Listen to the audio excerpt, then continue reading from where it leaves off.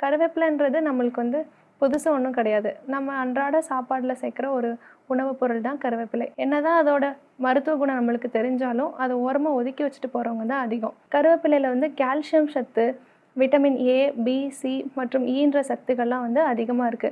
இதோட சேர்த்து beta carotene அப்படின்ற ஒரு சத்து வந்து கருவேப்பிலையில அதிகமா இருக்கு. சரி, கருவேப்பிலை இலை தான் வந்து நம்மளுக்கு ரொம்ப சத்தா இருக்குன்னு சொல்லி பார்த்தோம்னா, கருவேப்பிலையோட ஈர்க்கு வந்து அதை விட அதிகமான சத்து வந்து நம்மளுக்கு வந்து கொடுக்குது.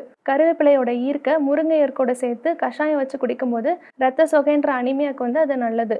கருவேப்பிலை இருக்கு, நெல்லி இருக்கு, வேப்பி இருக்கு. இது 3யும் சேர்த்து கஷாயம் வச்சு குடிக்கும்போது வாந்தி உடனே நின்றும். கருவேப்பிலையும் கரிசாலையையும் நம்ம வந்து சம அளவு எடுத்து பொடி செஞ்சு நெய்யில சேர்த்து காலையிலயும் மாலையிலயும் நம்ம சாப்பிட்டுட்டு வந்தோம்னா முடி உதிர்வுன்னு பார்க்குற ஒரு பெரிய தொந்தரவு வந்து நம்மளுக்கு வந்து தீருது. கருவேப்பிலையோட சுக்கு, மிளகு, சீரகம், உப்பு சேர்த்து காலை மாலை சாப்பிட்டு வந்தால் சர்க்கரை நோய்க்கு வந்து ரொம்ப நல்லது.